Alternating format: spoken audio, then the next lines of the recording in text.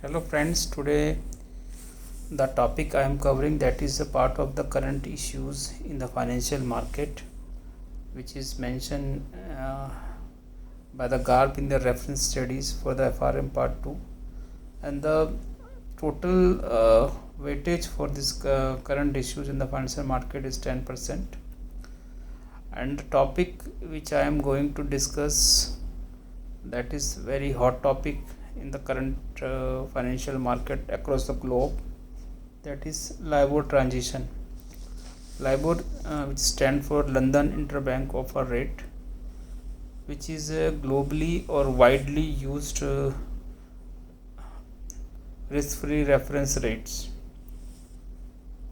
This LIBOR is a rate which is quoted by various banks. They submit their LIBOR rates to the administrator, that is ICE, and ICE do some kind of a calculations and publishes the various currencies and various tenor LIBOR rate. But this LIBOR rate is now ceased for most of the currencies with effect from 1st January 2022.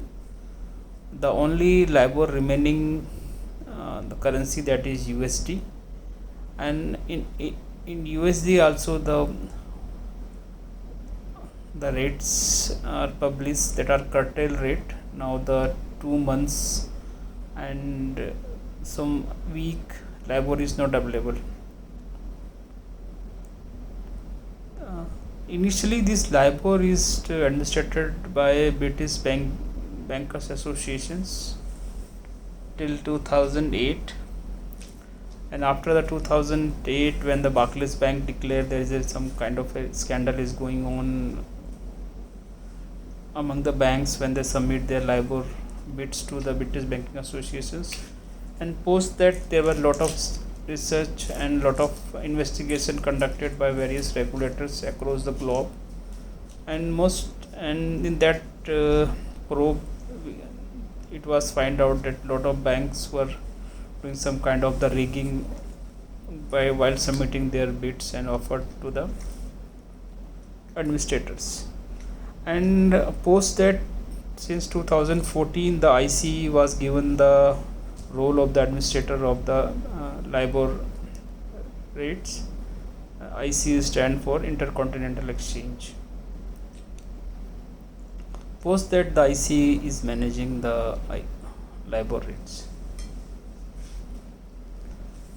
As far as the UK market, where the LIBOR is majorly is published, their regulator is FCA, that is Financial Conduct Authority, which regulate the UK market, which is a very huge market as far as the financial product is concerned. And later on, in the various phases, the LIBOR has been replaced with the SOFR in the US as a reference risk-free reference rate, and the SONIA in the UK as the risk-free reference rate. SOFR stands for Secured Overnight Financing Rate, where SONIA is Sterling Overnight Index Average. These are the new risk-free rate which is being used widely while pricing the various assets and products for the loans. Now I will come to the topic which is maybe the part of the FRM part 2, current issues in the financial market. The GARP has mentioned that there is a study or the case which is published by FMSB, that is FICC Market Standard Board, which is a UK body for governing the derivative or maybe the LIBOR transitions in their jurisdictions. And they come up with some case studies how to navigate the LIBOR transitions.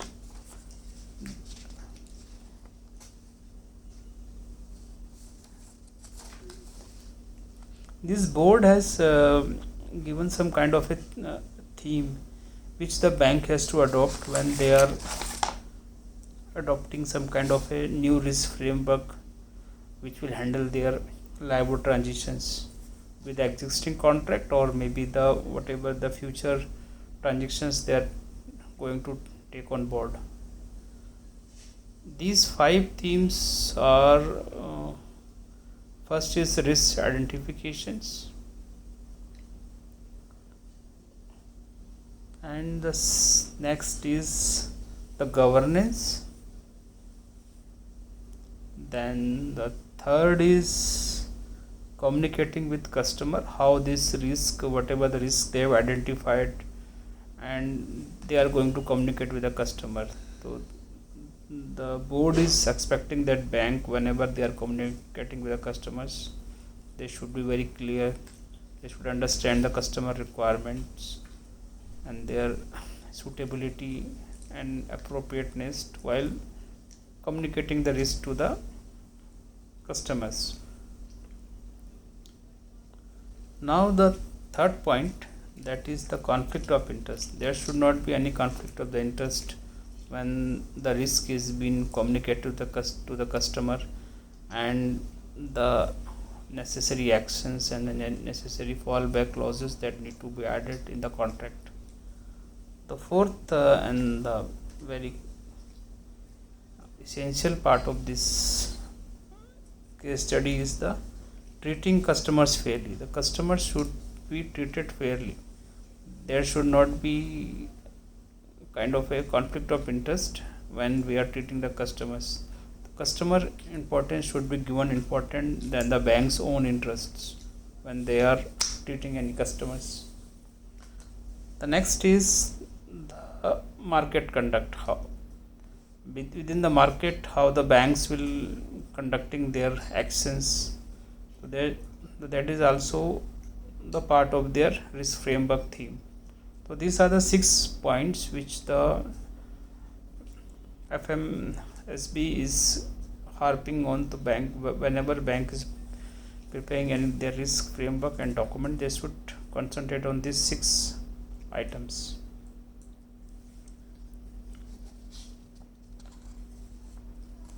Friends, these are the few topics which I covered randomly, but on the next classes or the classes or maybe the presentations which I am having onwards, I will cover all the topics of the FRM part 1 and part 2 in the detail.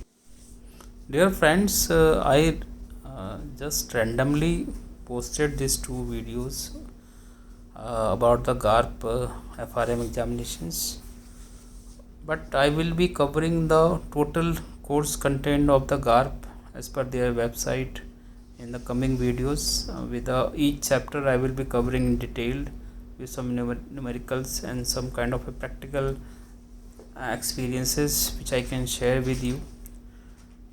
What I need, you people should react and give your feedback on the comment section. What else need to be covered while I'm having those videos, because what is my plan ki I will just take the course content from the GARP and each topic wise I will cover.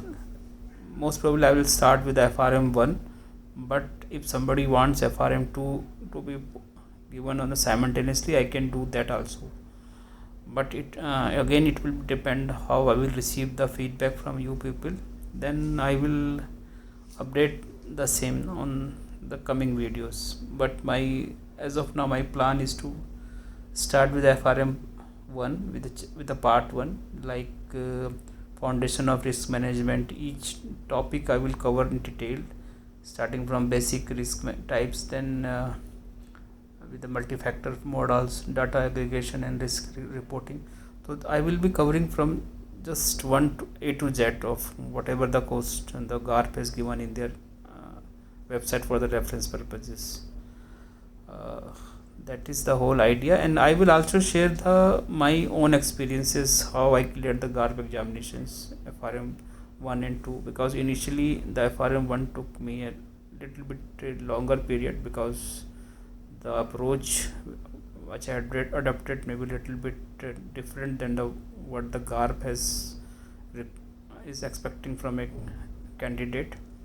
So I will share how to you people can reduce your time to clear the examinations, what kind of the approaches should be adopted, like how much time you focus on the numerical part and how much part you should concentrate on theory part, and which part is having the advantage and which part having disadvantage, and what kind of the case studies the GARP is publishing, and what are the questions they are asking on those case studies. So I will cover all these things in the coming videos. I will keep on sharing my experiences on each topic which is I am going to cover. So that is the whole idea behind it, and you will be continuously receiving my videos about the FRM 1 and 2.